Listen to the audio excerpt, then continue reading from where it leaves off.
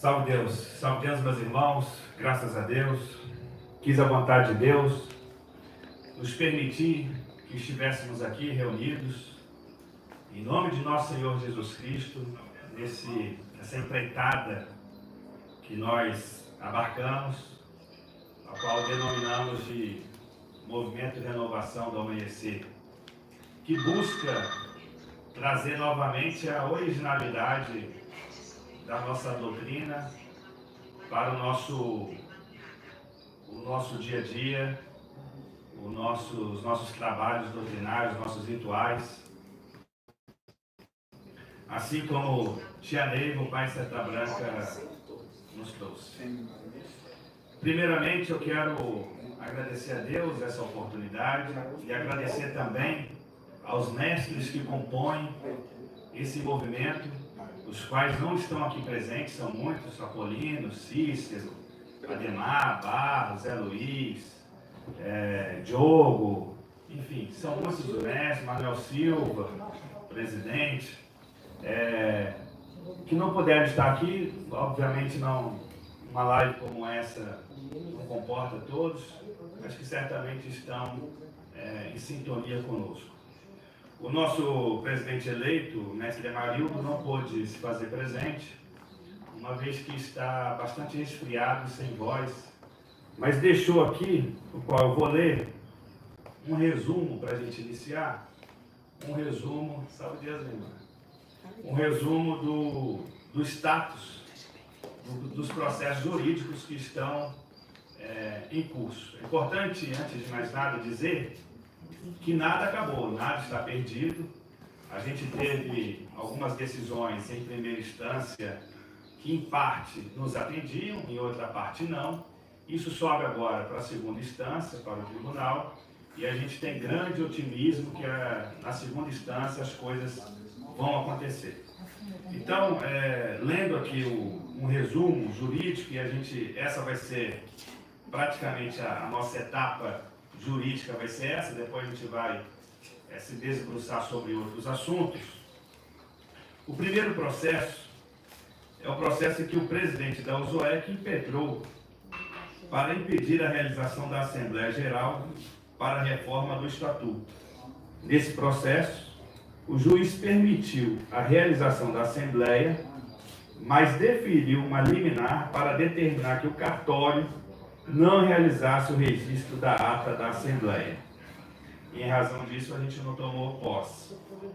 Fase atual do processo. Atualmente, esse processo foi proferido sentença em primeiro grau, que reputamos que foi uma sentença muito valiosa para o corpo mediúnico, uma vez que o juiz reconhece o direito de todo o corpo mediúnico praticar sua religiosidade. Porém, o juiz manteve a liminar para que o cartório não faça o registro da ata da Assembleia, que reformou o Estatuto e que acaba com a vitaliciedade do atual presidente da USOEC e cria um mandato de 3 anos para as próximas diretorias da USOEC. Nesse processo, impetramos o recurso de apelação dessa parte da sentença que manteve a liminar para o cartório não efetuar o registro da ata da Assembleia, cujo processo se encontra no Tribunal de Justiça do Distrito Federal e muito provavelmente até julho será julgado em segunda instância. Estamos muito otimistas com a decisão que virá do TJDFT.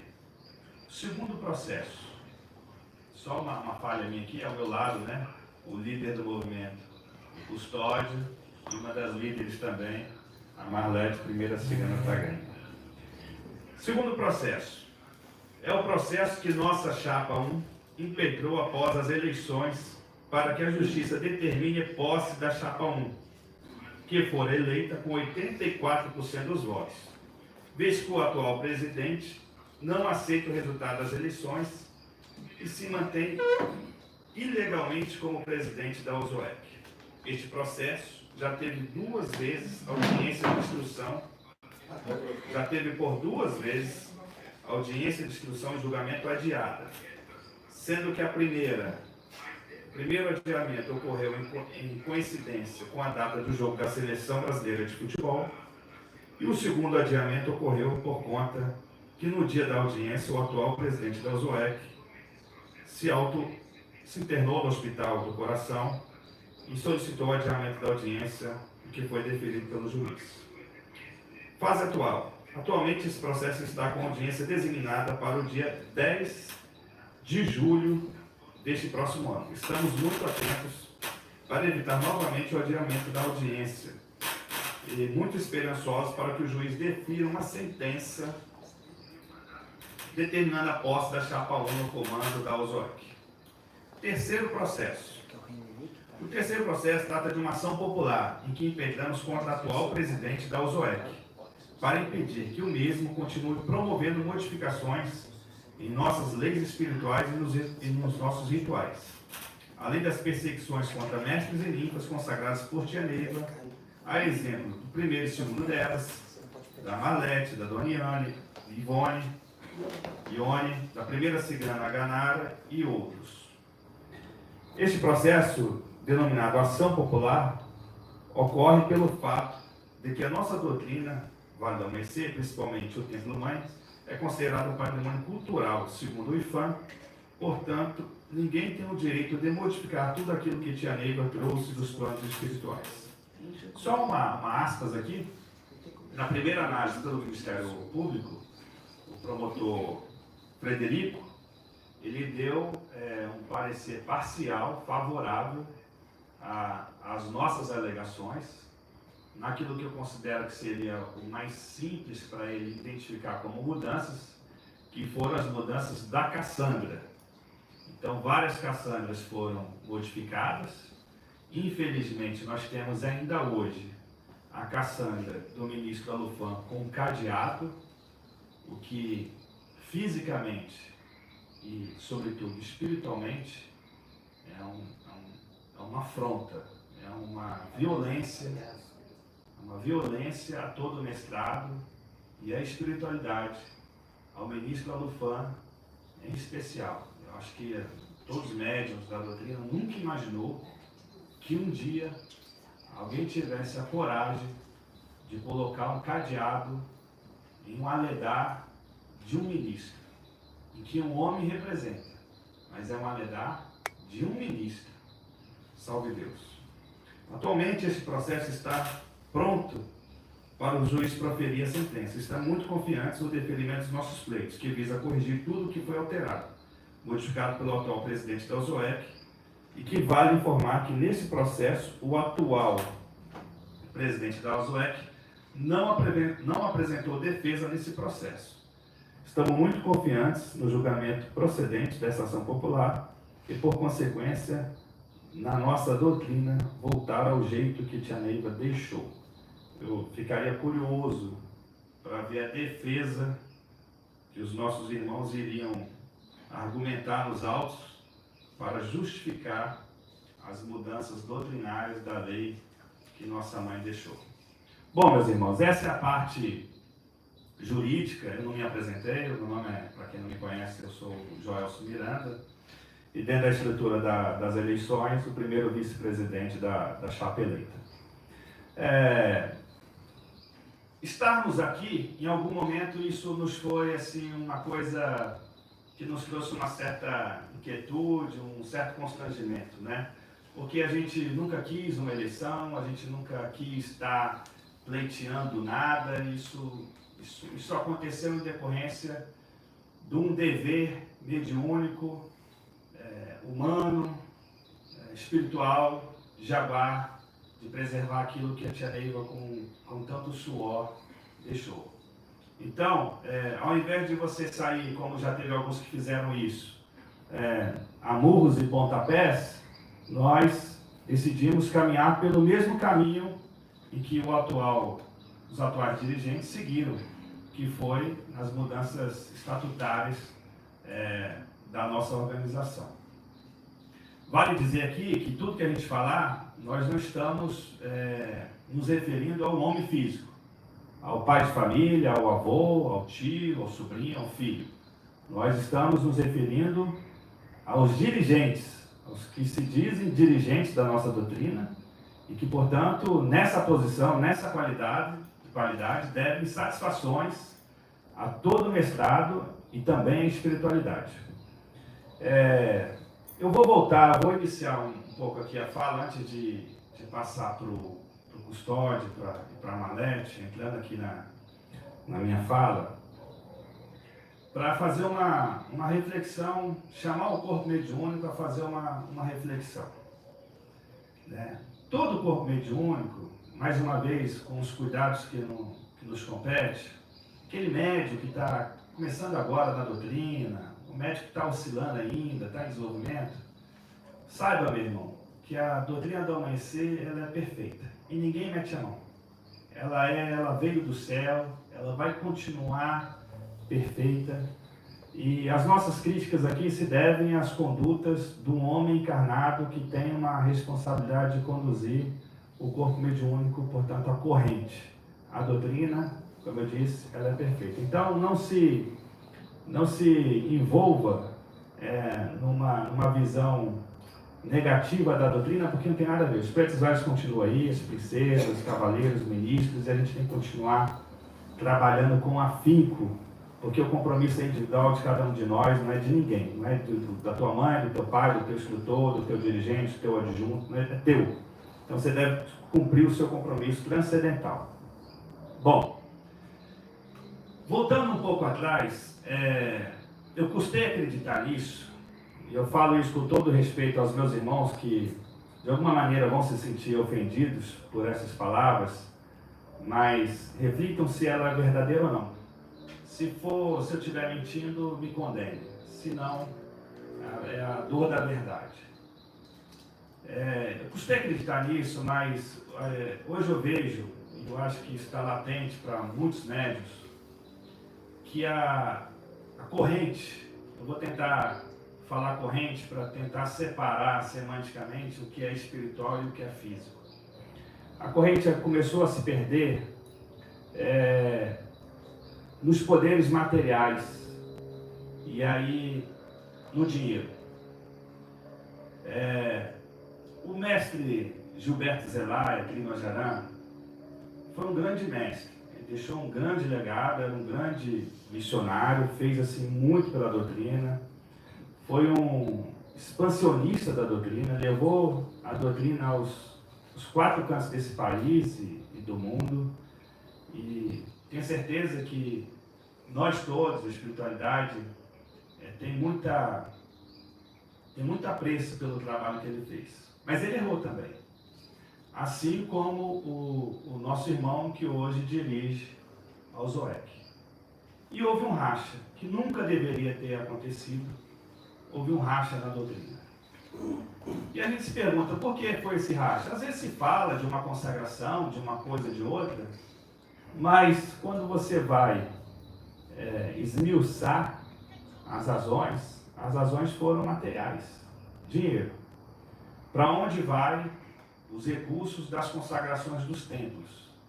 E por isso houve uma divisão, que fez um mal incalculável à doutrina e aos médios, sobretudo. Tem médio que nunca mais, a partir disso, colocou os pés no templo mãe, que nunca mais, a partir disso, realizou uma estrela candente, uma estrela de sublimação, ou deixou de se consagrar, ou saiu da doutrina por conta dessa divisão incabível.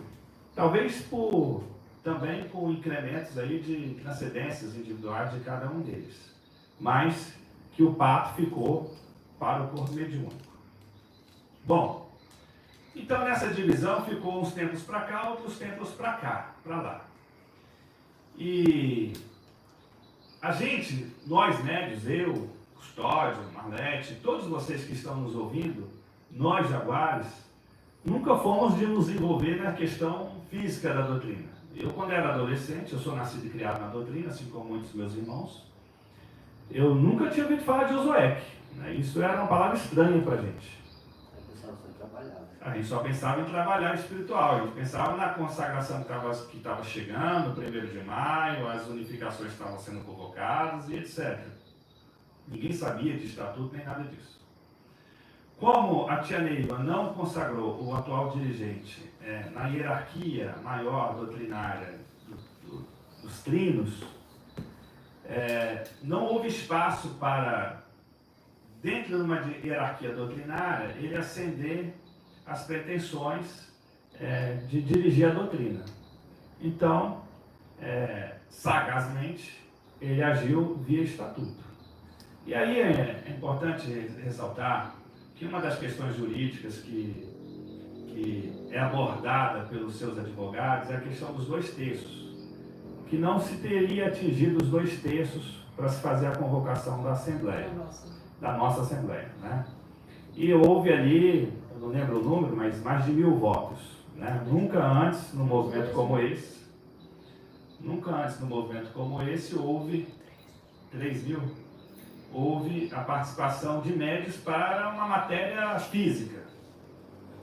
Vamos lembrar que a mudança do estatuto que trouxe a vitaliciedade dos dirigentes, ela aconteceu, sabe, em 2008, o Custódio sabe bem esses dados aí, 2008, 2009, né, Custódio? A mudança do estatuto. 2009, dia 19 de março de 2009. O Custódio sabe até de cabeça. 19 de março de 2009 houve a mudança do estatuto que trouxe a vitaliciedade, coisa que não existia no estatuto deixado pela nossa mãe clarividente, que era um estatuto para cuidar da coisa física, para representar a doutrina perante o mundo físico, e não para conduzir administrativamente. Exatamente, não para conduzir a parte doutrinária. Mas esse foi um subterfúgio para o controle da doutrina. Quando ele fez essa mudança, a assembleia que foi realizada, tem vários vídeos aí disponíveis na internet, havia em torno de 50 a 60 pessoas. E foi uma confusão só. Teve polícia, gritaria, tapa na cara, xingamentos, etc.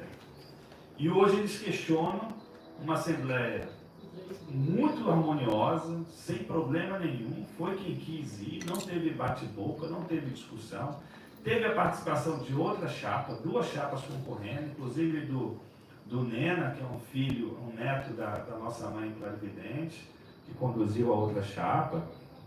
Então foi uma coisa muito legítima, que todos poderiam participar. Bom, então, como eu dizia, esse foi o caminho para o atual dirigente se arvorar da doutrina. E aí a estratégia, por seguinte, foi minar os antigos da doutrina. Você pode reparar que ele foi limando um a um dos antigos. Primeiro usou o Conselho Superior Doutrinário para fazer coisas absurdas, como expulsar médiuns da doutrina. O Pasta Branca nunca fez isso. Tia Neiva nunca fez isso. Expulsou o irmão, né? Expulsou o irmão. Uma coisa que não dá nem para explicar. Expulsou o irmão, expulsou o Freud, expulsou, acho que Barros também, e outros. Infelizmente, alguns médiuns respeitados entraram nesse barco. Alguns dizem que assinou sem saber o que estava assinando. Depois, ele foi para o desenvolvimento. Eu não estou falando na ordem cronológica, mas assim, tirou todos os antigos do desenvolvimento, trouxe jovens instrutores, alguns muito bons, é verdade, mas que não teriam aquele tamanho para dizer não, para enfrentar determinadas situações. Assim, ele foi colocando também representantes dos adjuntos, legítimo, tinha que haver continuidade, mas sempre falando que esse adjunto não era adjunto, é um mero representante que ele põe e tira a hora que ele quiser. E isso não é assim, não é assim. Uma vez que empossou o mestre, ele é sim, na minha concepção, um adjunto e tem o governo de um povo, como diz nossa mãe clarividente, tem a responsabilidade espiritual de conduzir aquele povo. Então ele não pode ser uma marionete que ele põe e tira como se fosse um menino de castigo. E assim ele foi controlando a doutrina. E isso tudo para se ter o quê? Os controles das questões. Os controles das questões materiais da doutrina. O controle da lojinha, o controle dos aluguéis, o controle dessas coisas. Inclusive a lojinha, ele botou a polícia e parou uma iniciação lá no chão. Ainda começou o vivo, para assumir a lojinha. Se você for ver, eu vou fazer um paralelo para ver algumas coisas assim que não tem cabimento. O primeiro cadeado, os mestres parece que gostam do cadeado, né? O primeiro cadeado foi colocado no castelo de iniciação numa disputa com o mestre Nestor, numa iniciação que ia acontecer. E ali tinha gente com um revólver na cintura dentro do templo. Vocês terem ideia do grau da coisa. Depois, houve esses problemas todos com o irmão e consagrações, problemas com o mestre Michel, de alguma maneira afastou o mestre Michel. Depois o Nestor, volto a dizer, não está na ordem cronológica, mas o mestre Nestor desencarnou. Então ele se sentiu pronto e legitimado para fazer o que bem entende. Trancou o templo na pandemia, sem necessidade alguma de fechar as portas do templo no cadeado. O templo ficou vários meses trancados. Depois, já no pós-pandemia, quando a gente estava na véspera de fazer a assembleia, trancou o templo também no final de semana do carnaval. Coisas inadmissíveis do ponto de vista espiritual. Você deixa o templo aberto. Eu até particularmente fiz uma sugestão dos mestres irem, fazerem a abertura da corrente mestre e ficava de honra e guarda, para que a gente desse a manutenção da corrente mestre. Só eles. Sem atendimento aos pacientes, não precisava aglomeração que era proibida pelas autoridades públicas. E isso não era. Eu não vi notícias de por aí que as igrejas foram colocados cadeados nelas, né? Que o padre estava impedido de entrar, ou o pastor, ou quem quer que seja. Então essas coisas, trancou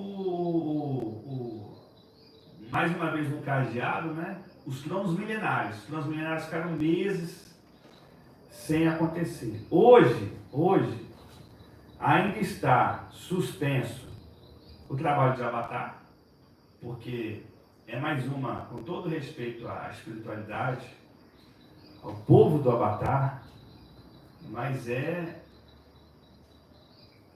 uma coisa assim inconcebível o Avatar na área da estrela candente, sem que ele possa ser feito nas áreas que a tia Neiva deixou como locais. Está beneficiando quem? Essa é a pergunta que se faz.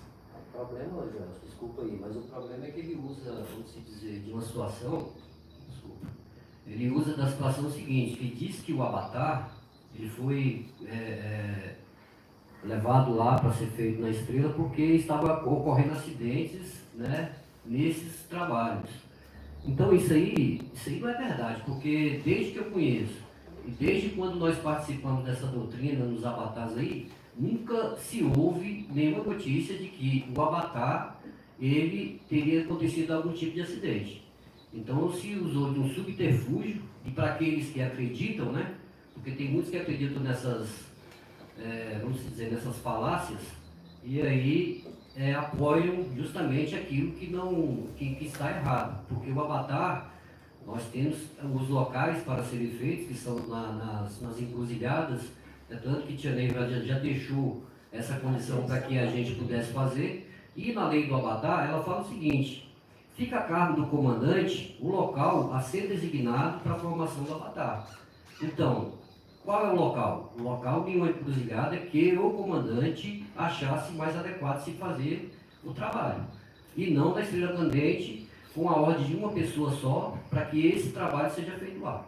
Existem outras intenções que eu não vou comentar agora, mas as intenções nós sabemos e esses trabalhos, eles só acontecem de forma, vamos dizer, avalizados pela espiritualidade justamente nesses locais que foram deixados e que nós sempre fizemos nas esquinas, né, nessas encruzilhadas, e vamos, se Deus quiser, conseguir retornar de novo esses trabalhos, né, porque há necessidade de que isso seja feito de novo, e existe todo um propósito por trás, que depois, na hora que eu for falar aqui para vocês, eu vou dar a minha opinião. Salve Deus. Além do trabalho de Avatar, ainda está suspenso o trabalho de prisão do pequeno pajé, sem nenhuma justificativa, como se fosse um trabalho que não valesse de nada. Ali naquele trabalho são realizadas grandes libertações de espírito da mesma plenitude de um trabalho de julgamento aramê. É um trabalho especial para os pequenos, são crianças menores, mas com espírito milenar, que tem as suas bagagens, tem as suas perseguições, e não por isso, não à toa, melhor dizendo, que vieram ingressar nessa doutrina do amanhecer. Então, um desrespeito às crianças, é um desrespeito à mãe Tildes, né, aos mentores responsáveis por aquele trabalho, sem explicação, né? Então, quando você vai juntando tudo isso, tem um caso do Zé Luiz ainda na Estrela Candente, que foi de alguma maneira tirado ali, tiraram o nome dele, etc. Quando você vai juntando tudo isso, você pergunta, para quê? Está servindo a quem? A quem beneficia isso? Olha, eu só faço uma leitura. Do ponto de vista material, essa construção do raciocínio do poder material que eu estou fazendo. Do ponto de vista espiritual, o mundo negro. É o mundo negro que está servindo. Ainda que, talvez inconscientemente, mas não há outro benefício nessa história toda. O mestrado é que não é que está sendo beneficiado. Os espíritos que estão sofrendo nos mundos negros não estão sendo beneficiados. Então alguém está sendo beneficiado, né? Cabe a gente refletir quem. Só para ter uma base, olha gente, como eu estava falando, isso tudo para chegar nesse raciocínio, a gente nunca ligou para a questão física, fomos assim a vida toda, só que foi por meio das questões físicas, estatutárias, que a coisa chegou nesse nível. E portanto nós temos agora que cuidar sim, dessas questões, senão nós vamos afundar, tá? Tem um processo judicial que está acontecendo, eu tive acesso a uma parte da documentação dele, que foi impetrada pelo mestre Jefferson, de prestação de contas, ausência de prestação de contas. Quem não lembra, teve aquele caso da TIM, né, que a TIM depositou equivocadamente 500 e poucos mil reais na conta, a princípio, né, na conta da Ozoec. Depois se descobriu que não era na conta da Ozoec, era na conta de uma das filhas do dirigente. E aí não é para a gente estar vibrando em cima de ninguém, tá? Eu só estou contando aqui os fatos. A TIM pediu, não teve o dinheiro de volta, entrou com uma ação judicial, precisou ganhar a ação judicial para que houvesse o regresso de parte do valor, não lembro aqui os valores, mas regrediu acho que em torno de 200 mil, se tiver equivocado, 300 mil, faltou a outra parte, e essa parte nunca voltou, a TIM continuou pleiteando isso na justiça. O Templo do Amanhecer, olha só, o nosso templo foi, como é que diz? Penhorado, foi penhorado o nosso templo. Eu não lembro se vocês chegaram a marcar leilão ou não, mas foi penhorado. Só não foi a leilão porque o Ministério Público entrou no caso. O Custódio está lembrando aqui que o Ministério Público entrou no caso, argumentando essa questão de ser patrimônio da humanidade, e aí conseguiu-se evitar a penhora do templo. E aí, essa dívida rolou, hoje, a última sentença, essa dívida está em mais de R$1 milhão. Essa dívida, em tese, né, da Ozoec. Nossa, essa dívida é nossa, em tese. Que não deveria ser, porque eu acho que o Jaguar não utilizou desse recurso, né? Então, assim, olha, se nós tivéssemos um zelo maior, nós enquanto organização doutrinária, tivéssemos um zelo maior com essas questões materiais, só isso, o mestre deveria imediatamente pedir renúncia, por vergonha dessa questão, porque é imoral. Hoje no mundo corporativo, no mundo das empresas, no mundo do serviço público, tem muitas palavras bonitas aí. Alguns falam de compliance, outros falam de transparência, outros falam de governança, outros falam de prestação de contas. A nossa mãe clarividente trouxe uma palavrinha simples para isso: conduta doutrinária. Isso faz parte da nossa conduta doutrinária, da conduta moral. Isso não é admissível. Bom, mas voltando, eu peguei parte da documentação da prestação de contas que foi apresentada nos autos, em juízo. E eu peguei só um ano, por curiosidade. Estava vendo esses dados hoje. Ano de 2015, isso é público, qualquer um pode entrar lá e ver. Ano de 2015, a prestação de contas da Ozoec. De você. A Ozoec somos nós, mestres. Todo médium, segundo o estatuto, todo médium iniciado é um membro da Ozoec. Queira você ou não. Então, tudo que o Osório faz, ele está te representando de alguma maneira. Quando a gente passa vergonha lá fora, que esse caso da TIM chega no ouvido dos nossos colegas do serviço e pergunta: o que está acontecendo lá, fulano? De alguma maneira te atinge. Bom, então eu fui ver. O que tem lá de despesa na conta da Osório? Eu não sou contador, tá? Mas é uma coisa simples de você enxergar. Uma armação nos balanços e nas demonstrações. O que tem lá? Que a Osório só teve duas despesas básicas: CAESB e SEB. Mês a mês você vai ver uma conta ali, algo em torno de R$260 de despesa de CAESB, e mês a mês você vai ver uma conta ali de R$1.700, R$1.800, R$2.000 de SEB. E aí, o que o contador fez? Inclusive, é um contador da doutrina, que se dispôs a fazer esse papelão. Ele colocou lá que de doação, ele somava. Ele soma o valor de SEB, mais o valor de CAESB, e fala que a doutrina recebeu de doação aquele valor. Para não dar cravado, tem mês que dá cravado. Outras vezes não dá cravado. Ele tira alguns centavos, tira R$1, não sei o que, para dizer que a doação não é igual, não empata. Mas no final do mês eu fiz a soma, mês a mês, entre despesa CAESB, despesa SEB e doações, quer dizer, receita. Dá zerado. Quer dizer, nós tivemos ali, fazer uma conta simples, R$2.500 mais ou menos na média, mês a mês, de despesa. Multiplica isso por 12, por 10 dá... Por 12 dá 30 mil, eu acho, né? E receitas de 30 mil de doação. E é isso. Mas os 200 mil não estão lá. Né? Não tem nada disso lá. Então, por exemplo, 2015, eu tive a feliz oportunidade, sou grato a quem me concedeu essa oportunidade na terra e no céu, de ser instrutor, junto com o meu adjunto, mestre Frois, do curso de sétima. Acho que em 2015 você estava também em algum curso, né? E eu fui para Ilhéus. Ilhéus teve em torno de 200 mestres que fizeram o curso de sétima. Aqui no Templo Mãe falaram de 800. Tem templo aí, Rio Grande, por exemplo, pode perguntar para o Fernandinho, para o Sidney Alain e outros mestres. Assim, eles, sem comprometer esses mestres, mas pode perguntar a qualquer instrutor de sétima que foi em algum templo, quantos médios tinham. Então eu fiz um cálculo por baixo. Em 2015 a gente teve algo em torno de 2.000 médios fazendo o curso de sétima. Se não foi isso, é só você tirar um pouquinho, mas a conta é a mesma.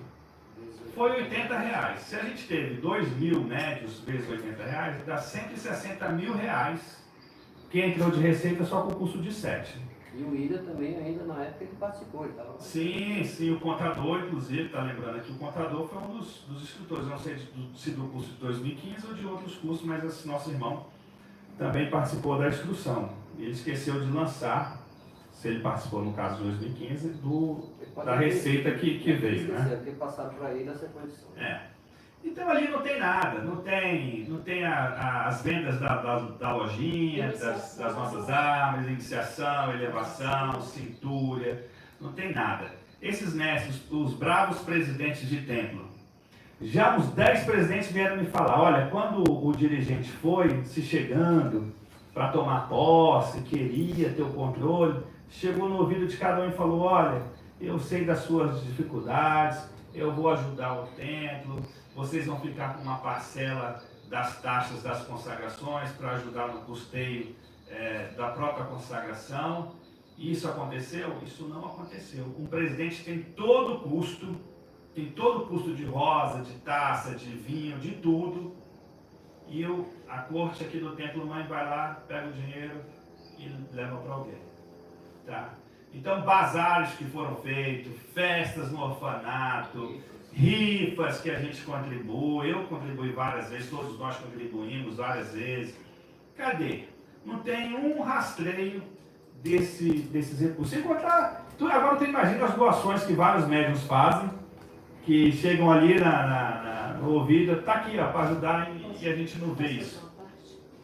Esclarecendo sobre os bazares e as doações, né, que foram 14 anos, né, eu ali como primeira, nós primeiras éramos obrigadas, a falange era obrigada, cada falange a doar R$1.000 por mês, fora quando fazia rifa, as primeiras eram obrigadas a pegar rifa e vender, se não vendesse, se virasse, tinha que entregar o dinheiro a ele, porque ele nos ameaçava. Quando tinha qualquer festa, nós tínhamos que colaborar com R$400 e vender mais, no mínimo, 20 ingressos, que dariam mais 400.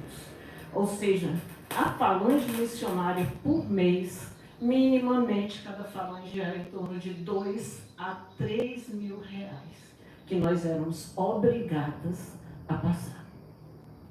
E muita coisa foi registrada em livros, é óbvio, né? Que está com eles. Então é isso, mestres. Há uma total falta de transparência nas contas. Isso é um objeto de toda a celeuma.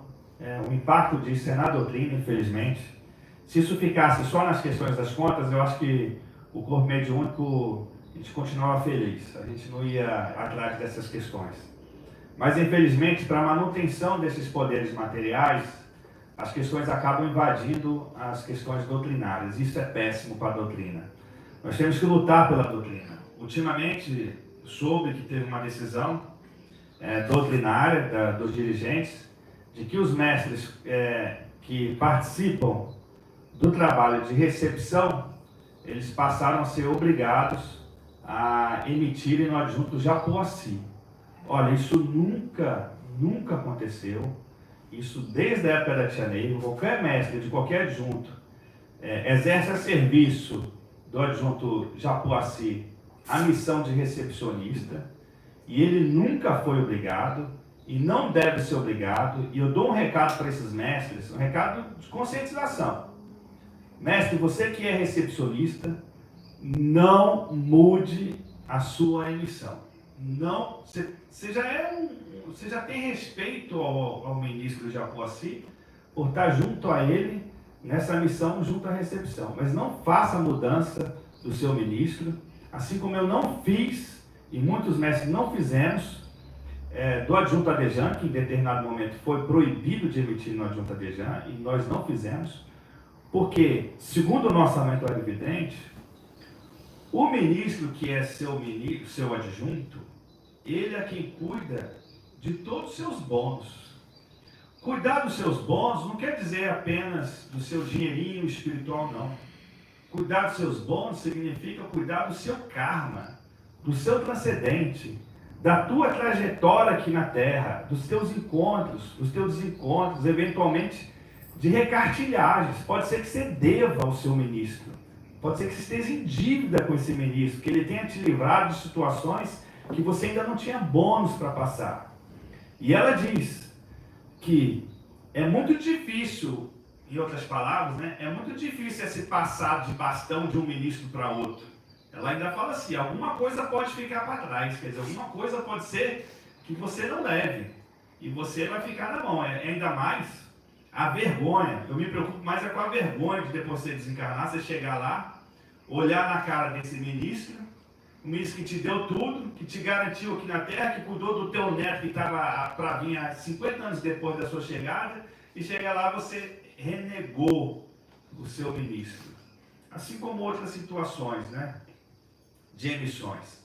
Por final, dentro desse contexto de fragilizar o mestrado para ter um manda-chuva, alguém lá em cima que faz e acontece, recentemente teve uma outra decisão de, me parece que, proibir as reuniões dos adjuntos de povos, é isso, né? Aos domingos, aos últimos domingos do mês, coisa que a Tia Neiva deixou, que todo último domingo do mês era o dia dos adjuntos se reunirem com o seu povo. Na minha concepção, volto a dizer, espiritualmente, alguém está a serviço do mundo negro. Materialmente, é para enfraquecer aqueles mestres e a gente virar fazendo aqui uma analogia à história física, a gente virar aquela época do pão e circo. Vamos todo mundo ser analfabeto doutrinário, porque a doutrina hoje, a gente não tem uma reunião dominical. Quantos anos que a gente não tem? O discurso era, vamos mudar a doutrina do medo. Hoje ninguém faz nada com medo. O povo morre de medo do dirigente. E ele mesmo fala que é o homem do cacete, né? Que desce a lenha. E eu falo isso, meu irmão, com todo respeito ao Senhor, que eu tenho como idade de ser um filho, talvez quase um neto, né? E de quem teve boa convivência há muitos anos. Mas eu não posso admitir essas situações sem fazer nada. Eu sou um cara inquieto que eu não aguento ver essas situações e eu ficar de braço cruzado, assim como todos nós que estamos aqui. Então, a gente não tem reunião doutrinária, a gente não tem nada disso. Falava-se que a gente vivia um analfabetismo há 20 anos, falava-se isso da época do Nestor. Veja bem, olha o que nós ouvimos, né? Que a era do Nestor. Quem não ouviu isso? Quem não ouviu isso? Qual instrutor ou comandante que não ouviu isso? Que quando assumiu, ia corrigir, porque nós vivíamos um analfabetismo doutrinário há 20 anos, que foi a era do Nestor. E o Nestor dava reuniões dominicais, o Nestor ensinava a doutrina do amanhecer. A gente não aprende mais nada. O mestrado, e todos nós precisamos ser evangelizados, todos nós precisamos estar em contato com a doutrina, com as histórias da Tia Neiva, e a gente não ouve mais, acabou literalmente. E ainda enfraquece os adjuntos, que aqui ainda faz um pouco esse papel. Mas tudo isso para se ter um mandato vitalício, né? Então, mas eu paro aqui a minha fala. O chat, eu tenho os mestres aqui para cuidar, está em aberto para que sejam feitas perguntas. Eu vou passar a palavra para o Custódio, que tem muito a dizer, já falei muito aqui. E salve Deus.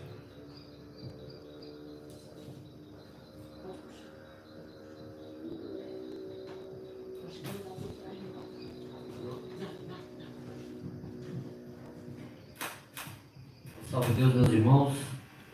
Complementando aqui.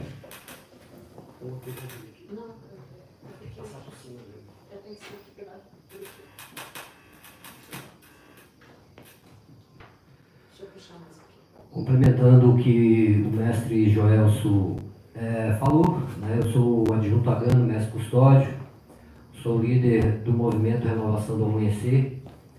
Não me coloquei como líder para poder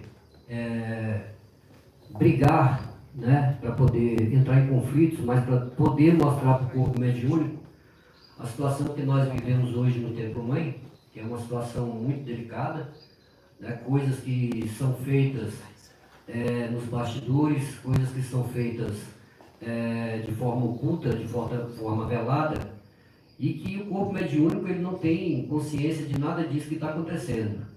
É que nem eu falo, lá atrás a gente não tinha conhecimento do que era o ZOEC, do que era estatuto, a gente não tinha essas informações porque a gente vinha aqui para poder trabalhar, a gente estava preocupado em atender o paciente, em fazer a caridade, em poder ajudar aqueles que mais necessitavam. Então sempre essa foi a nossa missão, né, de estar, vamos dizer, dispostos ali para poder fazer aquilo que é da nossa missão. Mas, com o decorrer do tempo, a gente foi vendo certas coisas na nossa doutrina que não eram coisas que, vamos dizer, dentro do entendimento daquilo que é correto, as coisas não estavam andando da forma que a gente acha que deveriam andar. E aí, nós, em determinado tempo, né, com essas alterações que estavam sendo feitas na doutrina, e aí nós criamos o movimento Renovação do Amanhecer, e justamente para poder tentar frear essas ações, nós conseguimos, né, com esse movimento, impedir muita coisa de ser, vamos dizer, alterada, né, na nossa doutrina, porque se nós não tivéssemos feito esse movimento, eu acho que muita coisa já teria, até a doutrina, vamos dizer, na condição física, ela já teria acabado, né? Inclusive, na reunião do dia 25 de novembro de 2021, na qual eu me coloquei à disposição para poder falar e para poder tentar acordar o corpo mediúnico naquele dia, porque eu já sabia das intenções que viriam pela frente, né? Como o Joelso falou da questão do mundo negro, que eu tenho um respeito por esses irmãos, que são nossos irmãos, e eles têm, nós temos que agir com amor com esses espíritos, porque até na época de Jesus, ele passou por essa situação, foi tentado por esses espíritos, né? Então hoje nós vivemos aí uma condição de perseguição, né, de impedimento. O Evangelho de Nosso Senhor Jesus Cristo, ele fala do amor, da humildade, da tolerância, da compreensão, da compaixão. Só que hoje nós temos que usar o quê? A razão. Porque para demonstrar aquilo que acontece, se você for com amor, com humildade, tolerância, está tudo certo. Nós temos essa humildade, esse amor, essa tolerância. É tanto que nós demonstramos isso no dia a dia, na vivência da nossa doutrina. Muitos vêm para poder vamos dizer, fazer com que a gente possa entrar em conflito, em armadilhas que se fazem, né, principalmente dentro do templo, e a gente sai de boa. A gente não está aqui para poder instigar ninguém ou querer tomar nada de ninguém, porque essa doutrina ela não tem dono. Essa doutrina ela é de todos nós, ela é do paciente, ela é desse planeta, ela é desse universo. Inclusive ela é um braço, né?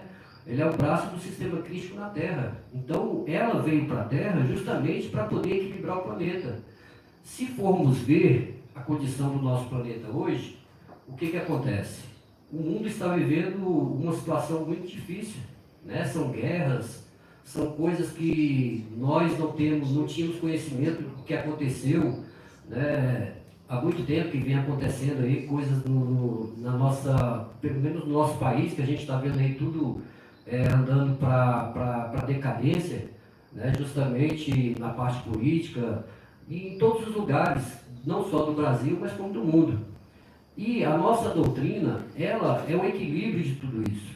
A nossa doutrina, ela veio justamente para poder fazer com que essas forças, esses espíritos, já passando num trabalho de estrela candente, que é o maior poder que nós temos na Terra, na condição espiritual, que esses espíritos estivessem aí passando aos milhares, né? Mas como hoje, dentro das alterações que foram feitas, dentro de coisas que estão sendo feitas, vamos dizer, até induzidas pelo mundo negro, porque esses espíritos, eles captam, né, cooptam pessoas, justamente que está envolvido nessa mesma energia. Infelizmente, esses nossos irmãos que estão aí, aderindo a todas essas mudanças, vão pagar um preço. Como todos nós vamos pagar um preço por aquilo que fazemos de errado. Mas, dentro da condição que eu estou falando, essa situação desses espíritos que, vamos dizer, que induzem, entram na mente desses nossos irmãos, estão justamente causando conflito dentro da nossa doutrina, e a intenção desses espíritos é o quê? Acabar com a doutrina para que eles possam tomar de conta de tudo. É claro que quem está no comando da nossa doutrina é Pai Seta Branca, e confiantes em pessoas, em médios ou espíritos que vêm com uma determinada missão, justamente para poder enfrentar o próprio sistema. Então, nós estamos aqui justamente tentando mostrar para o corpo mediúnico as coisas que estão acontecendo na nossa doutrina. E, é que nem eu falo, Jorge, a gente, por exemplo, nós estamos aqui há quanto tempo? Há mais de 2 anos, vai fazer 2 anos, né, que nós estamos envolvidos nesse movimento. Até hoje eu não tive nenhum tipo vamos dizer, de querer desistir ou de me enfraquecer, entendeu? Eu sei o que eu tenho nas mãos, nós temos nas mãos, entendeu? Nós temos muita coisa aqui para poder, vamos dizer, dar encaminhamento para que as autoridades possam ter conhecimento do que acontece na nossa doutrina, e uma hora alguém vai ter que ver o que está acontecendo. Porque quem mora aqui no Templo Mãe sabe do que acontece aqui. Só que muitos, vamos dizer, não que eles se envolvam, mas que eles aceitam essa condição e acham que é normal. E não é normal. Então, tudo que nós vamos fazer daqui para frente é justamente relacionados à parte administrativa da nossa doutrina. Então, quando eu falo que a condição do envolvimento dessas forças, muitas coisas foram feitas de forma oculta, velada, né, nos bastidores, inclusive com relação às assembleias, né, que o corpo mediúnico saiba, e desde quando eu voltei para cá em 2008, nós temos aqui só o conhecimento da Assembleia de 2009, não é verdade? E aí o que acontece? Com a documentação que nós tivemos acesso, né, através do cartório, já foram feitas mais 6 assembleias, e o corpo mediúnico não teve ciência de nenhuma dessas assembleias. Então você pode ver que o que está sendo feito é justamente para se perpetuar no poder e esconder, na verdade, dos médicos que deveriam. Teve um esses dias, não teve? Não, esse ano já teve uma assembleia e ninguém ficou sabendo, entendeu? Dia 5 de abril de 2023 teve uma assembleia, sendo que essa assembleia ela é ordinária. Então a cada ano deveria ter, a cada ano, de 7 anos, deveria ter uma assembleia para poder votar a diretoria e o conselho fiscal.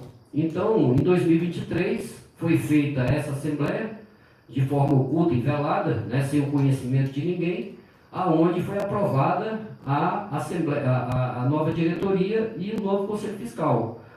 Então, dentro dessas ações que são feitas de forma, vamos dizer, irregular, né, sem dar conhecimento ao corpo mediúnico, que nós deveríamos ter acesso, né, ao edital de convocação, nós deveríamos ter acesso a um comunicado que sempre fazem aí justamente para poder, quando é para fazer um comunicado para um evento, né, dentro da nossa doutrina, um 1º de maio, uma consagração de adjunto, a consagração de falanges, se solta comunicado para tudo quanto é lugar. Agora, para poder fazer um comunicado dizendo que vai haver uma assembleia, por que não se faz esse comunicado? Porque tem medo. Porque sabe, se fizer esse comunicado e o corpo mediúnico participar, vai haver muito questionamento justamente com relação à parte administrativa da doutrina. E principalmente na questão financeira, aonde valores deveriam ser creditados na conta da ZOEC e não são. Infelizmente, o que eu tenho que falar é que esses valores estão sendo creditados na conta de a maioria dos membros da família Zelaya. Infelizmente, é isso que está acontecendo. Tomaram de conta de tudo, entendeu? A lojinha hoje, ela pertence ao Raulzinho. Essa lojinha, ela tem o destino final dela, é a própria ZOEC. A ordem é que faz o balancete de tudo que entra e sai na lojinha. Só que esses valores de venda de materiais doutrinários, né, de classificações e de outras situações, elas estão caindo numa conta de pessoa física. Entendeu? Questão de, vamos dizer, daquele curso de delas. Não, o curso de delas também. O curso de delas também foi outro que os radares que foram entregues, esse dinheiro também caiu na conta de uma pessoa física. Né? E eu vou falar aqui que é a mulher do Raulzinho, a Carla Drielli. Então esses valores estão caindo na conta dela. O valor daquele curso de centúria, de instrutores de centúria, esses valores de R$150, eu acho que teve quase chegando perto aí de 200 pessoas, esses valores caíram na conta do Alex. Você está entendendo? Sem interromper aqui o mestre Custódio, mas deixa eu revelar uma questão que não foi íntima e por isso eu me sinto à vontade de dizer. Não foi íntima porque foi numa reunião de feedback em um dos cursos de 7º raio do qual eu participei. Quando a gente termina ali o curso, o último dia de aula, tem a entrega dos radares. Ali é feito uma espécie de um ritual, né? Os mestres vão passando, recebe o radar e aí o diploma também, o certificado de que concluiu aquele curso. Tira foto com o presidente, tira foto com o instrutor, aquela coisa toda, é um momento de festa ali no encerramento do curso. Num determinado momento, a gente já tinha realizado um curso, particularmente eu pedi que fosse liberado os certificados, independentemente do médium ter pago ou não o radar. Porque a gente vê médios que não têm o dinheiro, era R$100, R$100 nem qualquer um tem, se ele faz, ele, a esposa, um filho é R$300, para quem ganha um salário mínimo ou está desempregado, é muito dinheiro. É muito dinheiro. Sem contar que um radar desse aqui, ó, eu duvido que o custo dele chegue a R$15. Micharia um radar desse aqui. E o papel não se fala, o papel não tem preço, de graça o papel, que é o certificado. Então eu pedi que o certificado fosse dado de graça, independente do médium fazer ou não, porque era constrangedor o médium não entrar na fila, não tirar foto, não ter os parabéns, as palmas ali, ele chegar ali e sair de mão abanando. Ele evitava a filha, ele não ia, porque ele não ia chegar ali de mão abanando. E a resposta foi não. Então foi negado que um médium que não tivesse pago recebesse um papel de um curso que ele fez para provavelmente forçar a barra para o médium pagar o diploma dele e o radar naquele momento. Salve Deus. Então, meus irmãos, a situação é muito delicada. Fala da KS que estava devendo outro dia aí. Sim, nós temos aqui um documento, né, da CAESB que ficou sem pagar água no tempo, né, essa conta é tanto do tempo como do banheiro, né, que o banheiro hoje ele já não tem mais nem, se você for ver, não tem uma conta em nome da CAESB, em nome da ordem na CAESB, né? Então essa conta do banheiro ela está sendo paga está no nome de alguém e ela está sendo paga por fora, né? Então existem várias coisas que estão acontecendo. Muita gente pode achar aqui que a gente está tentando criar conflito, intrigas, mas a gente tem que falar a verdade. Infelizmente, essa verdade ela dói, mas ela vai ter que ser dita, né? Então, e aí é o seguinte, nesse tempo, de 2018 a 2022, se eu não me engano, ficaram 4 anos sem pagar a água da CAESB, né? E o valor já estava em R$73 mil. Eu acho que eles regularizaram, pagaram uma parte ali de 10%, você dá uma entrada de 10% ou 5%, e você começa a receber a água novamente. Saber de onde é que vem a água a gente não sabe, não sabia, né?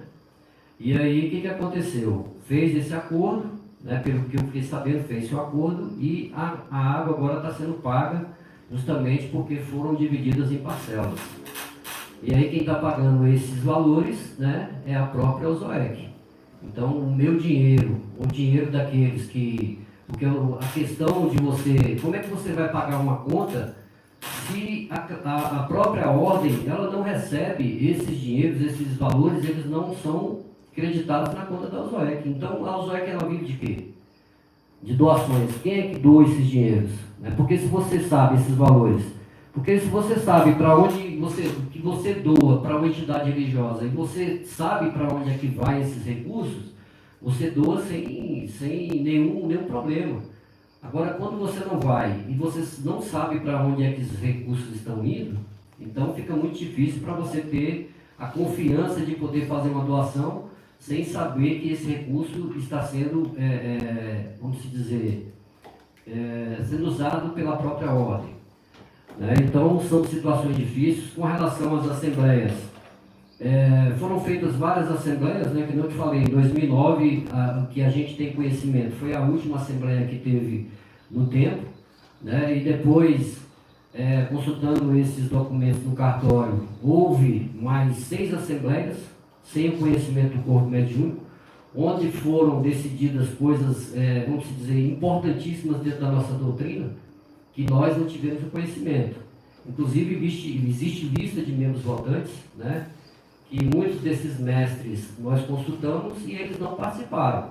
E o nome desses mestres consta na ata aonde foi aprovado essas assembleias, né, os assuntos de pauta que foram aprovados. Então, é muito estranho porque uma assembleia que não é feita na área do tempo, essa assembleia ela foi feita onde? De que forma essa assembleia foi feita? De que forma ela foi aprovada? O que se falou? O que se colocou dentro dessa assembleia que o corpo mediúnico não ficou sabendo? E aí o que eu falo para vocês é justamente a importância que tem a questão administrativa dentro da doutrina.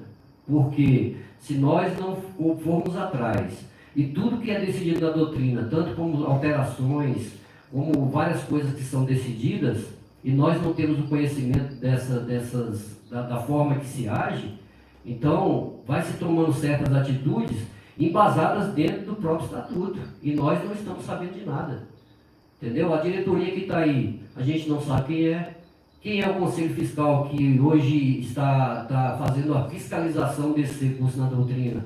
A gente não, eu sei porque eu tenho os documentos, mas muita gente não sabe.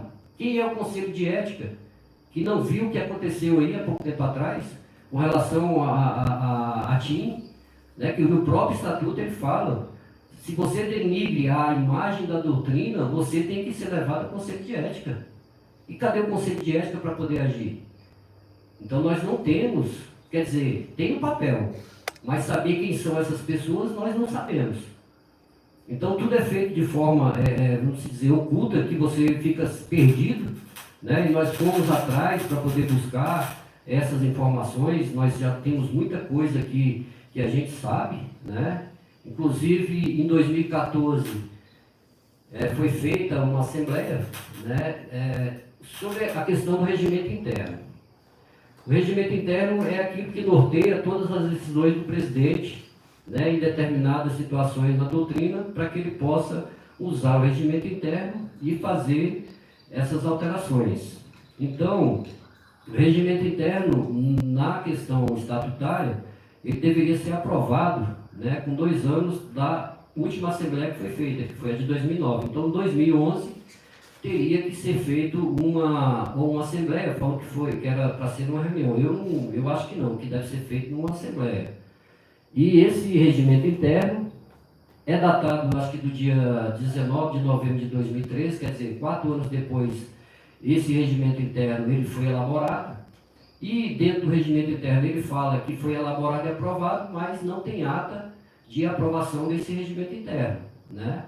É tanto que em 2014 fez-se uma assembleia justamente fazendo o quê? Pedindo a aprovação do regimento interno. Então, quer dizer, como é que ele está aprovado em 2013 e em 2014 realiza-se uma assembleia dizendo que, pedindo a aprovação, que é o item 2 da pauta dessa assembleia, né, pedindo a aprovação do regimento interno. Então, tem alguma coisa errada, né? E dentro disso tudo, o que foi feito? Usando esse regimento interno em 2014, ele fez a alteração de todo o livro de leis, está aqui. O livro de leis está aqui todo alterado, registrado no cartório, né? E foram suprimidos muitos tópicos, foram incluídos outros. Eu não tive condições ainda de saber o que foi modificado, mas só de dar uma olhada no novo livro de leis, nesse livro de leis que para mim não tem validade nenhuma, porque não tem aprovação de regimento interno, então ele não tem validade. E nem as ações que foram feitas pelo presidente da ordem, elas têm valor justamente porque o regimento interno não foi aprovado. Isso é a minha opinião, porque eu não sou advogado, eu não sei o que, mas pela questão do estatuto, é dessa forma que tem que ser feito. Não é isso? Então, muita coisa aconteceu, né? Muita coisa está acontecendo e a gente não está tendo informação que seriam necessárias, seriam de suma importância para a gente, né? Justamente para saber para onde é que está indo os recursos da doutrina, para onde é que está sendo direcionado esses recursos, né? Até a questão de reformas que são feitas na doutrina, todas essas reformas elas teriam que ter um orçamento, né, justamente para poder saber qual é o valor que vai ser gasto ali. E você não tem nenhum tipo de orçamento, você não tem nada. As pessoas vão doando, muitas vezes passa do valor que já poderia ter feito a obra e ainda continua se recebendo doações justamente para poder terminar aquela obra, sendo que já tem o valor necessário para poder fazer, mas usa-se dessa forma, né, dessa condição para poder se fazer as reformas aqui no templo. Então, meus irmãos, é isso que eu tinha para falar para vocês, né? Tem muito mais coisa, mas como a Marlete ainda vai falar, então nós estamos aqui colocando para o corpo mediúnico tudo o que acontece com relação à parte administrativa, e aí dentro da questão dos processos, nós vamos encaminhar muita coisa, justamente para mostrar a quem de direito o que está acontecendo na nossa doutrina, justamente nessa parte. A parte doutrinária, que é a mais importante, né, para nós como médiuns, né, que foi alterado muita coisa, usando-se da condição de ser filho de Tia Neiva, que tem essa condição, que muitos acreditam, né, que tem essa condição. Eu sou um dos que não acreditam. né? Então, nós vamos justamente mostrar aquilo que nós temos, a documentação são vários documentos, e nós vamos começar a agir dentro desses estatutos e de todas as coisas que nós temos para poder mostrar aqui de direito o que acontece na nossa doutrina. Uma hora isso aí vai ter que acabar, né? Porque não é possível que uma doutrina trazida por uma clarividente, né, que veio para servir o universo, que veio para servir o planeta, que veio para servir espíritos encarnados e desencarnados, viva, né, na condição que está vivendo. Que justamente, para mim, o que faz um homem se endividar neste plano é justamente essa questão de vaidade, ego, o ouro e a prata. Então, eu penso dessa forma, e eu acho que tem muita gente se endividando e já fazendo curso para novas encarnações. Salve Deus. Salve Deus. Eu quero ressaltar também, porque a gente vê os comentários, concordo, né, que existe a atuação do Vale das Sombras, né? Mas esse dinheiro não fica com o Vale das Sombras. Então existe um enriquecimento, né, ilícito, onde a família é beneficiada. A gente tem que olhar isso, né? Como você disse, Joel, isso é vergonhoso, né? Eu tenho muitos amigos que falam, nossa, o Vale da Mãe Cessa tinha, né, um lugar de ladrões, e nossa doutrina nunca foi conhecida assim. Eu, como você falou sobre o Freud, né, a Cassandra do Barros, eu também quero falar a parte das primeiras de falange, porque essa eu acho muito importante. Eu também acho que o adjunto é muito importante, mas nós não podemos esquecer do que foi feito com as primeiras de falange. Eu quero relatar só um pouquinho do que era a nossa reunião, onde eu participava, e acredito que não é diferente. O mestre Raul chegava e dizia para a gente assim, estou nem aí, ó, para a primeira. Eu tiro, coloco a hora que eu quiser. Vocês, para mim, não são nada. Mamãe veio para ensinar e eu vim para corrigi-la. A gente ouvia isso em toda a reunião. E passou a se dizer, ele dizia assim, qualquer uma pode comandar a falange, né? Não precisa, isso não é uma doutrina do homem. Muita gente já ouviu ele dizer isso. Inclusive, ele criticava o Trino Ajaran, acredito que, sinceramente, por inveja, por ser um grande líder, né? Aí ele disse, a doutrina do homem. Engraçado, mas ele tem que ser vitalício. Se a doutrina não é para seguir o homem, por que ele é vitalício? Não é? E voltando às primeiras de falange. Quem conhece essa doutrina sabe que a tia dizia que uma primeira de falange, ela não é substituída. Ela dizia, inclusive, isso.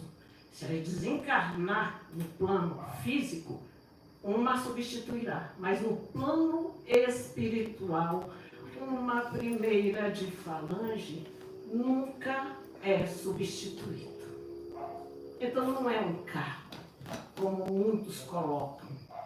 Entendeu? Não existem duas primeiras ou três, como não existem duas doutrinas. Né? Principalmente no caso dessas primeiras como eu, que estão aqui, vivas, trabalhando. E quando aconteceu dele me chamar lá, estava ele, o Raulzinho e o Alex. Os três, né? Com uma maneira assim muito forte, né, de intimidar, mas eu não me intimido fácil. Fecharam a porta, então eu e eles três. O mestre Raul disse, olha, alguém falou alguma coisa de você. Não me disse quem era este alguém e não me disse o que era essa alguma coisa a meu respeito, o que eu tinha feito. E eu sempre conduzi essa falange missionária muito bem. Inclusive, depois da minha ausência, são vários e vários problemas que o corpo mediúnico vê. Mas, enfim, depois de dizer isso e dizer, né, que eu não... E seria mais a primeira dele, né, obviamente, né, porque, para mim, eu não o reconheço como trino, porque ele não foi classificado, ele foi um cartório, e as coisas espirituais têm que vir do céu. E como disse a ele, que eu entrei primeiro cigano pagano e sairia. Mas ele, não satisfeito, queria, me impôs, porque em seguida tinha uma reunião de primeira, que eu fosse lá e dissesse que eu estava entregando a falange. Vocês acreditam nisso? Ele queria me obrigar a fazer isso como ele fez com outras. Aonde que eu ia dizer isso? Aonde que eu ia ter este medo dele? Por quê? Eu falei para ele, não vou. Ele falou, você vai. Eu falei, nem eu vou e nenhuma cigana pagana vai. E realmente nenhuma foi. Porque ele fez isso, ele impôs, eles chegam, sabe, causando temor. Isso não aconteceu comigo. Eu continuo aqui e vou continuar, inclusive, voltando a frequentar o Templo Mãe, aonde estiver uma cigana pagana, eu estarei. E não interessa com quem ela imita, cigana pagana é da Marlete, eu sou a primeira. Não existe cigana pagana sem Marlete. Não existe a Ganara sem a Nessi. Não existe Tupinambá sem a Ione. Entendeu? Não existe cantora sem a Terezinha. Sabe, como você falou, os veteranos dessa doutrina, ele quis expulsar, porque nós somos de história, nós fizemos essa doutrina. Eu não tenho culpa se ele não quis participar. Eu não tenho culpa se ele não entrava no templo. Oportunidade ele teve, mas ele não quis. E nós estávamos lá, nos dedicando. A tia me pediu e disse, sabe, que eu não poderia deixar de ser uma primeira. A partir daí, a minha vida, como de muitos outros médicos, foram conduzidas pela essa doutrina. Eu morei aqui em Brasília sempre, vim para o Templo Mãe. Tive a oportunidade de morar em outros lugares, por que não? Porque eu sou a primeira de falange e meu lugar era aqui. Então, o nosso movimento, ele está cada vez mais firme. Nós estamos trabalhando com a verdade. Nós não temos o que esconder. E temos, sim, que deixar os médios cientes do que está acontecendo. Eu não tenho medo de falar a verdade. Porque a verdade, ela tem que ser dita. O corpo mediúnico, as ninfas, que sempre falam em nome das ninfas, tem que estar ali, ver a sua importância. Todo mundo tem que tomar conta da parte administrativa para que nunca mais isso aconteça. Porque nós vamos sim conseguir alterar esse estatuto. Ele não vai ser de um mestre ou de uma família. Porque o Ataí 108 não deixou essa doutrina para a família. Porque se o mestre Raul fosse para representá-la, ela teria deixado isso a ele. O mestre Gilberto, ele tinha uma carta que lhe dava poderes, porque ela sabia quem era cada um de seus filhos. Por que ela não deu isso ao mestre Raul? Ele teve que ir ao cartório. Então, legitimamente, espiritualmente, ela nunca deixou. E ela nunca disse, e foi exemplo, essa doutrina nunca foi de uma família, foi sempre dos médios, de nós que arregaçamos as mangas e trabalhamos muito. Arrancamos toco no começo, entendeu? Foi muito sofrimento, foi muito trabalho. Eu mesmo já cansei de ficar 6 horas incorporado no caboclo. Quem ia parar sabe que não é uma coisa fácil, 11, 12 horas em trono. Sempre foi trabalho. A nossa doutrina, como eu estava conversando com o meu mestre esses dias, é uma doutrina ritualística. Ela tem um objetivo. Se mudar os rituais, acabou o objetivo da doutrina. É simples assim. A nossa doutrina, ela é ritualística. E esse é o objetivo. E nós não podemos sair dele. Eu acredito sim que essa doutrina está funcionando, mas de forma nenhuma longe de chegar ao seu potencial. E eu, particularmente, não quero 20% dessa doutrina, eu quero 100% em Cristo Jesus. Sabe Deus. Bom, só para complementar o que a Marlete falou, hoje a nossa doutrina, ela é metade doutrina e metade religião. Né? Por que, que a nossa doutrina ela ainda não é uma religião? Porque a religião ela é feita pelos homens. Né? Então, tudo aquilo que na Igreja Católica, Igreja Evangélica e outras instituições religiosas, o homem cria os seus rituais, cria as suas leis, então ela é chamada de religião. E a doutrina do amanhecer ela é diferente porque ela foi trazida pelos espíritos. Né? Foi trazida pela uma clarividente. Por que uma clarividente? Porque ela tinha que dar legitimidade a tudo que era trazido, né? Para que pudesse ser feita uma coisa verdadeira, né? Dentro dos seus rituais. Quando a Marlete fala que não se pode alterar certas coisas na doutrina, é justamente por causa disso, porque ela é ritualística, ela tem uma lei, ela tem normas, né? Tem leis, normas e ensinamentos que foram deixados por nossa mãe, e hoje ela está se caminhando, né, para ser uma religião. Por quê? O homem está, vamos dizer, modificando as coisas que Tia Neiva deixou e trazidas pela espiritualidade, e ela está se conduzindo para ser uma religião. Então é justamente isso que nós não podemos deixar acontecer. Né? Quando muitas vezes eu vejo muita gente usando a questão porque a doutrina é dinâmica e evolutiva. Muitas vezes a pessoa não sabe nem o que está falando, porque a doutrina ela foi dinâmica na época de Tia Neiva. Ela é dinâmica no plano espiritual, porque a gente não sabe o que acontece da nossa cabeça para cima.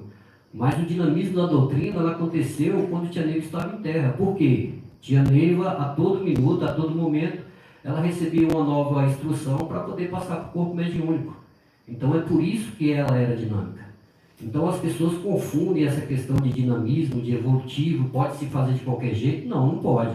Se existe uma lei, e essa lei foi trazida pelos espíritos, né? Através de Pai Santa Branca, através de Jesus, elas têm que ser cumpridas da forma que foram deixadas. Muitas vezes se usa a questão de falar que, não, mas mexer no livro de leis. Eu não estou preocupado com quem mexeu. Se o livro de leis foi aprovado, né, acho que em 98, pelo primeiro mestre Chaguá, então é esse livro de leis que nós vamos usar. Se tem alguma alteração, alguém lá do outro lado vai ter que pagar o preço. Mas que nós vamos usar a lei que foi deixada, ela vai ter que ser cumprida à risca. Então é dessa forma que eu penso. E nós estamos aí justamente em busca de trazer a doutrina que foi deixada por Tia Neiva. Salve Deus.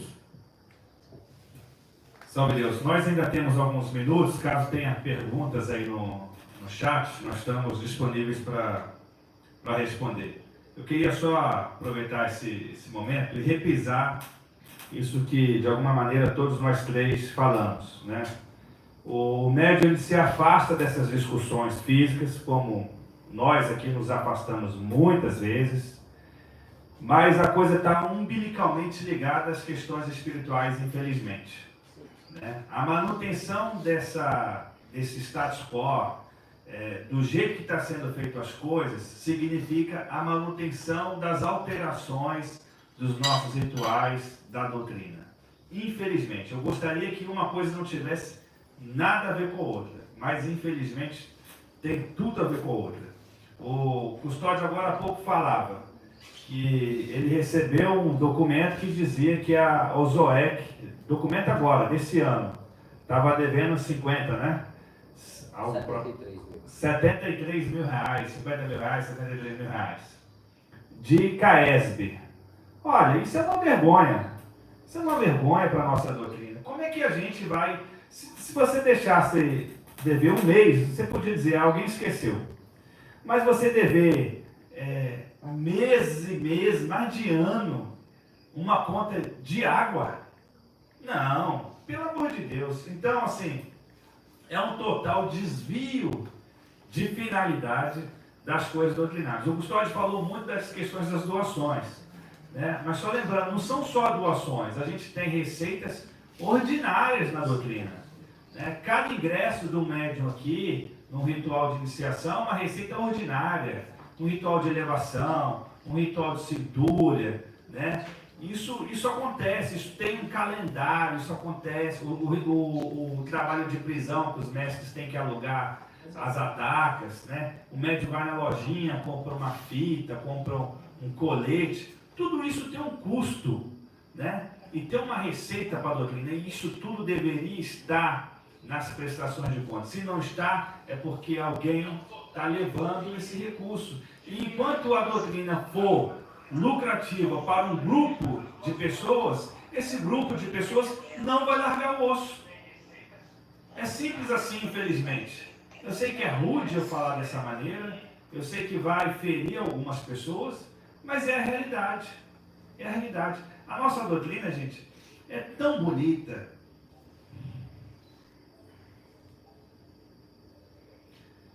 A nossa doutrina é tão bonita. Ela tem uma capacidade tão grande de mudar a vida das pessoas, de penetrar no coração das pessoas, de fazer verdadeiras curas desobsessivas, que só a gente. Tem muitas doutrinas bonitas por aí, mas ninguém trabalha com a força desobsessiva que nós trabalhamos. E, poxa, a gente está colocando as coisas a perderem. Foi tão sacrificado, não só para a tia Neiva, para pai João, pai Zé Pedro, mãe Tildes, aquele povo que veio no Brasil colônia ainda para trazer as forças, para Jesus que veio da manutenção, trazer novamente as forças do Egito para cá, para agora a gente ficar brincando de bola mágica, de vai para cá, vai para lá, muda isso, muda aquilo. Meu Deus, quem somos nós diante da tia Neiva? Quem somos nós diante do pai Seta Branca para estar mudando o que ela deixou? Foi tão sacrificante, e é tão bonito, é tão puro. Para quê, meu Deus do céu? Isso eu confesso que não entra na minha cabeça. Tenho muita dificuldade de entender o propósito disso tudo, senão por um instrumento mesmo da discórdia. Não é possível um negócio desse. Salve Deus, mestre. É por isso que nós estamos aqui. A gente pode... Eu tenho convicção. Eu quero dizer isso para o corpo mediúnico. Você, mestre, que está desanimado, não desanime. Porque as coisas vão mudar. Se é via MRA, que é esse movimento de renovação do amanhecer que nós instituímos, você viu mudanças da natureza, mudanças universais, não interessa. Nós não estamos preocupados com isso. Nós não estamos preocupados se vai ser custódio, alguém aqui que vai estar lá na frente. Nós não estamos nada preocupados com isso.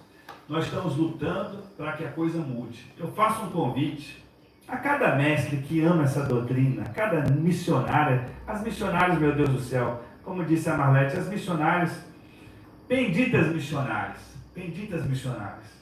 Continue com esse amor que vocês têm pelos seus mentores, pelos seus pretos velhos.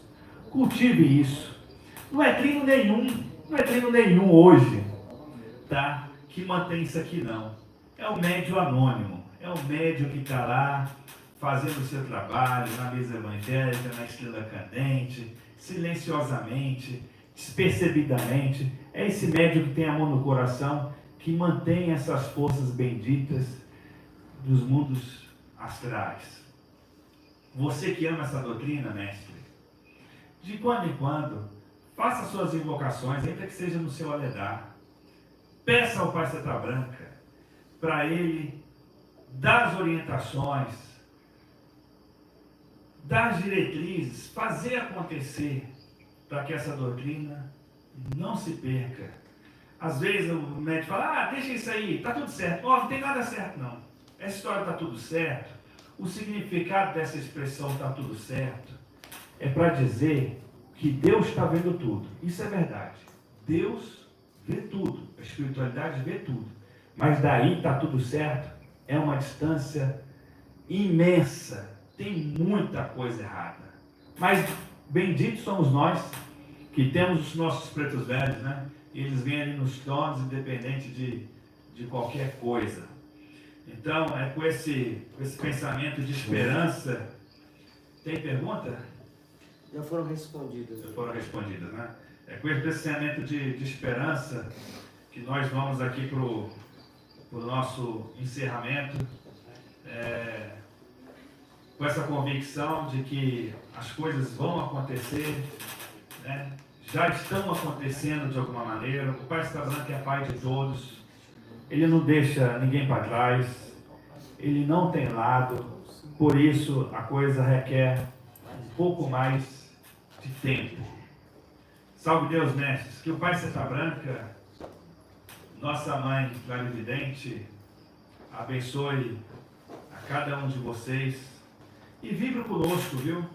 Tem muita gente vibrando ao contrário. Eu peço também, humildemente, que aqueles que entendem o nosso trabalho, vibrem conosco, né?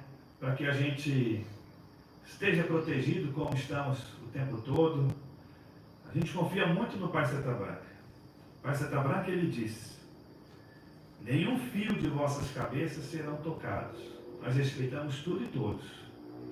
Mas, acima de tudo, nessa convicção do Pai Seta Branca, e com uma consciência tão aqui falando de coisas tão difíceis para nós, mas ao mesmo tempo o coração leve, a mente limpa, a consciência livre, porque nós não estamos com a mentira.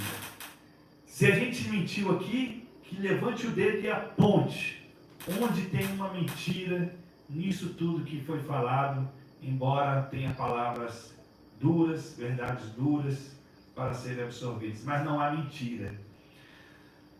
Muitos falam, não briga, a doutrina não tem briga, mas tem direito, tem deveres e tem a verdade. E Jesus, quando estavam lá fazendo negociata no templo, ele chegou lá brigando, chutando o balde, levantando as mesas, pagando o sermão para aqueles homens que estavam vendendo as coisas do pai dele, as coisas de Deus, em troca de dinheiro da terra. Não é muito diferente do que está acontecendo, não. Por isso nós temos que lutar como cavaleiros, como guias missionários, sem extrapolar, mas com a verdade do nosso lado. Salve Deus. Encerro por aqui minha participação, passo para a Marlete, Custódio, para ele fazer o encerramento. Salve Deus, minhas irmãs missionárias.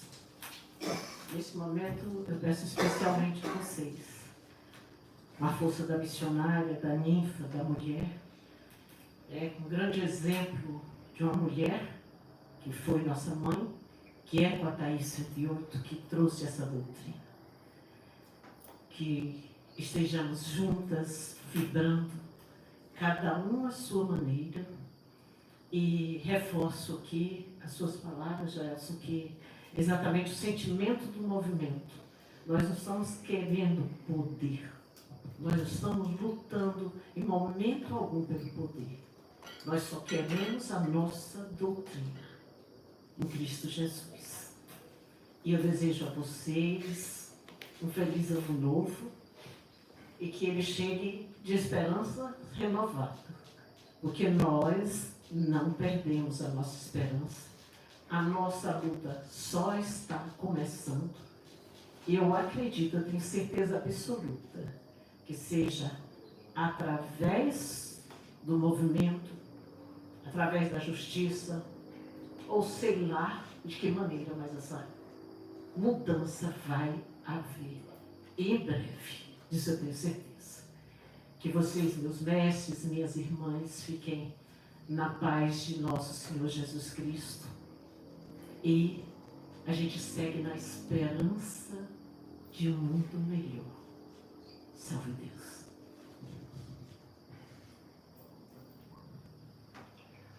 Salve Deus, meus irmãos. Eu queria agradecer a presença de todos. Eu não gosto desse negócio de live. Eu sou um pouco vergonhoso com relação a isso, mas pela nossa doutrina, né, por aquilo que é certo e verdadeiro, eu estou aqui falando essas coisas, igual o Joel falou, que é muito difícil para a gente falar, mas que a verdade ela tem que ser dita, doa quem doer, né? E as pessoas que se acharem que o que nós falamos aqui não é verdade, nós temos documentos, nós temos provas, né, para poder mostrar a quem quiser, e nós vamos continuar no nosso movimento, vamos continuar lutando pela nossa doutrina até a gente conseguir o nosso objetivo. Então, para mim, o tempo, a questão de preocupação, vamos dizer, de ansiedade, essas coisas comigo não existem. Então, eu estou preparado para qualquer hora, né, para qualquer momento, a estar lutando pela doutrina, fazendo aquilo que eu acho que muitos deveriam fazer, mas eu me coloquei como, vamos dizer, o líder desse movimento, inclusive, né, Marlete? Naquela época lá em casa, naquela reunião, na primeira reunião que nós tivemos, foi A Marlete foi uma das que me colocou como líder, né? Foi feita uma votação. Eu não tenho essa vaidade de ser líder, de ser nada, eu coloco como líder do movimento porque foi criado por nós, né? Não foi criado só por mim, porque ninguém faz nada sozinho. Então, todos nós estamos envolvidos, todos nós, aqueles que queiram participar, não é do movimento. Muitas vezes as pessoas falam, movimento é uma questão política. Não é, aqui não é política. Aqui nós estamos trabalhando em busca da verdade e em busca da nossa doutrina, daquilo que foi deixado por nossa mãe. Então nós não estamos aqui brigando para poder assumir nada, brigando para poder ter alguma classificação, uma hierarquia dentro do mestrado, porque a gente não necessita disso. Nós viemos aqui justamente só para oferecer aquilo que nós prometemos a Deus quando viemos encarnar neste planeta. Então cada um de nós tem uma missão. E infelizmente, dentro do que está acontecendo hoje na doutrina, nós nos colocamos à disposição, né? Nós nos reunimos e fizemos esse movimento para poder tentar, né, fazer alguma coisa por ela. E se Deus quiser, as coisas vão acontecer. E é o que eu falo, eu não tenho pressa, eu não tenho ansiedade, eu não tenho problema nenhum de ficar aqui vários anos tentando mostrar e lutar pela doutrina para que a gente possa realmente um dia fazer com que as coisas aconteçam. Salve Deus. E outra coisa, eu não sei se, eu não falei para o Joelson nem para o pessoal do movimento, mas a nossa intenção futuramente é justamente acabar com essa questão de lucro na doutrina. Tudo que se refere a lucro, nós vamos tentar acabar com isso.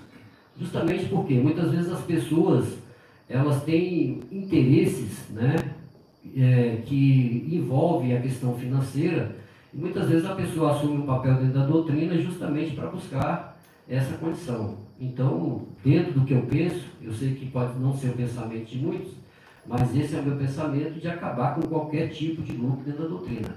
No Estatuto Social fala-se o seguinte, que a doutrina ela é uma entidade religiosa sem fins lucrativos. Então, ela tem que cumprir o seu papel. Não pode ter lucro dentro da doutrina. Justamente para que as pessoas que pensam que nós estamos aqui lutando para poder assumir alguma coisa, que nós não estamos aqui para isso, nós só queremos a mudança, achando que nós vamos fazer a mesma coisa que estão fazendo, isso aí é mentira, isso aí não existe. A nossa condição justamente é acabar com todas essas coisas que estão acontecendo, justamente para que futuramente, se alguém vier a comandar essa doutrina, já saber do processo que está sendo conduzido, né, justamente dentro do estatuto, acabando com qualquer tipo de lucro. Então é isso aí que eu falo para vocês, desejo a todos vocês que estão aí nos ouvindo, um feliz ano novo, e o ano que vem nós vamos ter muitas surpresas, muitas coisas boas para a gente poder comemorar. Salve Deus e boa sorte. Rapidinho, o Custódio falou de lucro, a gente está aqui de frente ao diretor financeiro, que compartilha integralmente essa visão. A gente já até conversou a respeito, né? Inclusive o Carlos é um homem altamente transparente, a gente arrecada aqui uns R$10, né? E ele todo dia manda um zap prestando conta desses R$10 aí que a gente arrecadou aqui para o movimento. Então isso eu concordo plenamente com você, viu, Custódio? Porque se você olhar a doutrina católica, né, que é uma doutrina milenar, se perdeu pelo dinheiro, né? Outras doutrinas protestantes se perdem pelo dinheiro e a gente está seguindo no mesmo caminho. Então, no final, você tem que zerar a conta. O que arrecadar, você tem que gastar. Você tem muita coisa para ajudar os templos, missões em templos externos. Tem tanto templo aí que você vai, não tem um banheiro, o pobre coitado do presidente lá não tem R$1 para comprar uma cerâmica e a gente com essa potência toda e não ajuda de ninguém. Aliás, o nosso banheiro, se a gente ver, o nosso banheiro é um vexame. Né? Você receber um visitante com aquele banheiro que a gente tem ali é uma pouca vergonha. Estacionamento e etc. Então, assim, tem muita coisa para fazer. Eu só para encerrar aqui de vez, agradecer os nossos irmãos Ademar, Alcindo, o Amaurito, que eu já citei aqui, a Ana Irley, o Antônio de Melo, o Dias nosso, né? Tem outro Dias aí. O Torres está aqui ao nosso lado, Apolino, Barrão, a Junta do Fã, Zé Batista, a Beta, a Terezinha que está aqui, nossa cantora, nossa inspiração aqui, o Cícero, o Diogo, o doutor Edivaldo, nosso mestre aqui que nos ajuda no jurídico, Heriberto, Gladstone, Ariston, o povo Miranda, né, Jacó Miranda, essa família que dá trabalho, o Ícaro, o Inácio, o Kleber, o Ivanil, o Jesus, nosso recepcionista. Jesus já anunciou que não vai mudar de adjunto não, viu? Sigam Jesus. João Vitor, José Cardoso, José Luiz, a Cadre, que nos ajuda tanto, o Kleber já falei, o Lucas, a Janã, Marquinha Janã, a Mariana, que sempre nos cede aqui, a Marina, que sempre nos cede a casa, Nanciara, Nilda, Robert está aqui com a gente, Sandoval, Viviane está sempre conosco, o Wilson, que perturba, mas está sempre com a gente também, viu? Esse povo todo, o Renier, que está aqui, a Lia, a Mária, a Camila, José Joaquim, o Antônio Dourado, o Alceu, o Ronaldo, o Ronaldão. E é isso, meus irmãos. Essa turma aí, de alguma maneira, tem que ser, João Vitor, acho que eu já falei, tem que ser, de alguma maneira, reconhecida, porque não é fácil. Esse papel que a gente está exercendo era muito mais cômodo estar em casa, né? Sim. Dormindo, tranquilo, falar que isso aí é problema do pai seta branca e largar para o pai, né? Mas a gente é tinhoso e gosta muito dessa doutrina. A gente não é perfeito não, mas a gente gosta dessa doutrina e a gente vai lutar até o fim, até a hora que o Pai permitir. Salve Deus, obrigado pela atenção de todos, boa sorte, feliz 2024.